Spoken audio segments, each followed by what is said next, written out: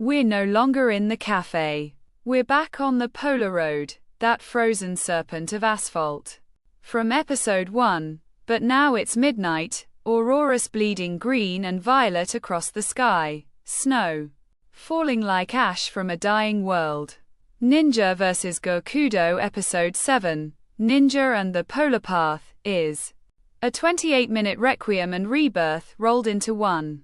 Directed by Yui Umamoto with storyboards by the legendary Sunghoo Park, JJK0. This is the episode that loops the entire season into a perfect blood-stained Ouroboros. Episode 6 ended with Tokyo blacked out, Shingen's living tattoo enslaving half the city, and our trio, Tanaka, Gokudo, Red Spider, standing on a tower roof staring into the abyss. Episode 7 drags them north, to the place where it all began, to finish what the Polar Road started. The episode opens in silence, no music, just wind. A single headlight cuts the blizzard. An old, beat-up van driven by Red Spider, crimson tattoos now completely gone, her hair shaved on one side like a penance. Tanaka rides shotgun, shadows no longer glitching but solid black, like voids stitched to his skin. Gokudo's in the back, burned hand wrapped in prayer beads, humming the op from their favorite childhood mecha show. They're not running. They're returning. Flashback stitches reveal everything. The Polar Road was never just a highway. It's a ley line, a frozen scar where Shingen first drew the original Blood Pact in 1868. Every major event this season, the governor kidnapping, the shrine fire, the ledger, was Shingen herding them here to complete the ritual and merge the clans into his new body. The living tattoo. It needs 3 vessels now: a pure ninja, Tanaka, a pure Gokudo, Gokudo, and a bridge, Red Spider, born of both bloodlines. They arrive at the abandoned onsen from episode 1, now a cathedral of ice. Shingen waits on the outdoor Rotenbureau, steam rising around him like hellfire, the tattoo on his back fully animated, dragons, koi, and shuriken writhing across his skin. Iron Koi and the ninja elders kneel behind him, eyes glowing, puppets. The final duel isn't a fight. It's a ritual sacrifice. Big moment 1. The Polar Path duel. Tanaka vs. Shingen under the aurora. No cuts, no tricks, just raw 40-second sakuga of shadow versus tattoo.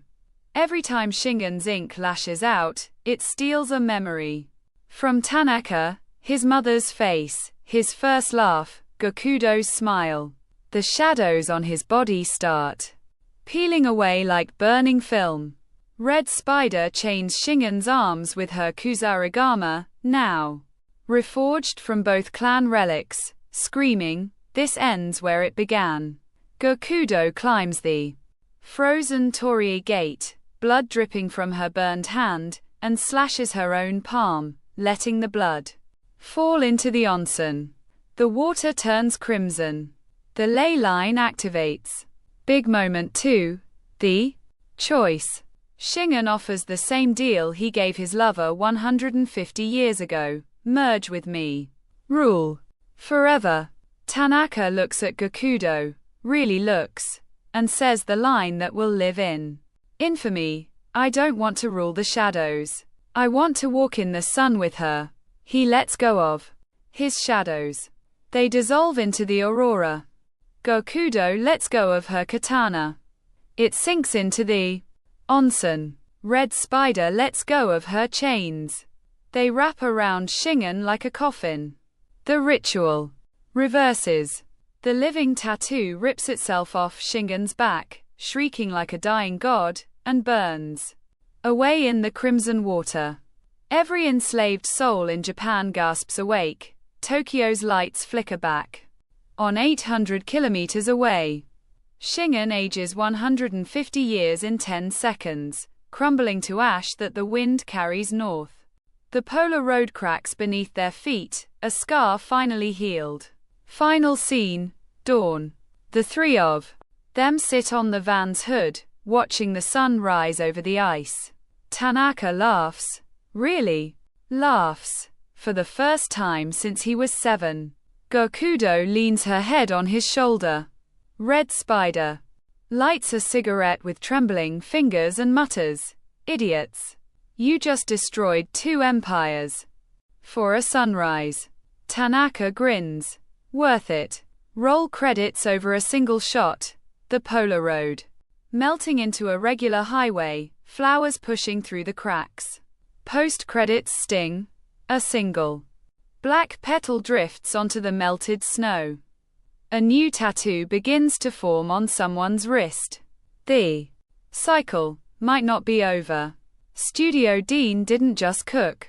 They ascended Sunghoo Park's storyboards turn the Polar Path duel into a 90-second sakuga pilgrimage, every frame hand-drawn. Every impact a light flare, shadows rendered as negative space that hurts to look at. The onsen. Under Aurora.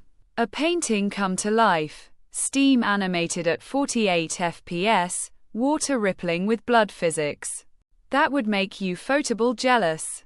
Shingen's tattoo detaching is body horror poetry, ink peeling like flesh, dragons screaming in distorted shamisen. The sunrise. A single 20-second static shot of 3 silhouettes against gold. No music, just wind. I cried. You will too. OST. Yuki Hayashi remixes the entire season's motifs into a 4-minute finale suite. Shamisen, piano, and a children's choir singing the Mecha ED they hummed in the van.